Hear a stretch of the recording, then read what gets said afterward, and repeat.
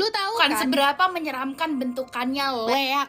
Tapi lu udah tahu belum leak itu apa dan kisah dibaliknya yang sebenarnya itu menyedihkan loh. Kalau lu nggak tahu, sini gue ceritain sambil gue ngabisin coklat viral yang gue kemarin beli di Bali. Tonton aja videonya sampai habis.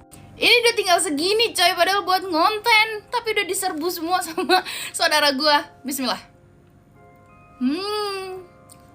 Enak banget.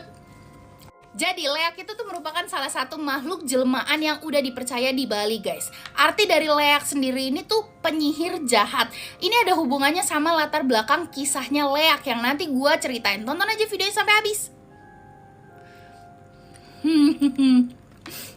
Nah tapi sebelum itu gue mau nunjukin bentukannya leak ya. Dia tuh kayak gini. Dia besar, berbadan tinggi, berbulu sangat lebat dan panjang. Matanya itu melotot, mukanya merah, giginya besar, panjang ke atas. Terus dia punya lidah yang menjulur sampai bawah sini guys. Nah sebenarnya kalau ini udah serem buat lu nggak tahu bentukan leak aslinya tuh kayak gimana guys. Soalnya ini tuh sebenarnya topeng rangda untuk tari barong yang udah ditaruh seni di dalamnya. Nah gambaran leak aslinya tuh kayak gini, lu siap-siap ya. Sumpah siap-siap kayak begini. Gue kasih tunjuknya sebentar aja soalnya ini serem banget coy. Secet. Yup, itu bentukan leak tingkat tinggi yang bisa disebut sebagai rangda, yaitu ratu dari para leak.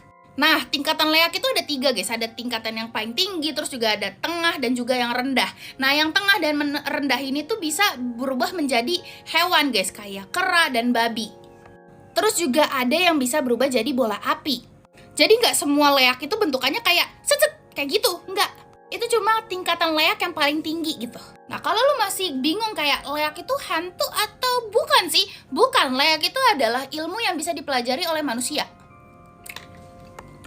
Nah siapapun yang pelajari ilmu ini dia tuh bakal berubah jadi bentukannya serem tuh kayak tadi. Setiap malam guys, untuk nyari tumbal supaya dia bisa ngisi energi dan jadi kuat. Nah tapi tenang, leak itu cuma bisa makan organ manusia yang udah metong. Makanya dia sering ditemuin di kuburan. Jadi dia nggak bakal tuh ya nyerang manusia ya biasa kayak kita gitu ya, kecuali ibu hamil. Karena dia juga dapat tenaganya itu dari darah embrio guys. Yep. Serem ya. Nah kalau malam itu kan kerjaan dia dan bentukannya dia tuh bakal berubah kayak gitu. Tapi kalau siang dia bakal berubah lagi kayak manusia biasa gitu. Nah proses manusia bisa berubah jadi leak tuh ya, itu disebut sebagai ngelakas atau ngeleak.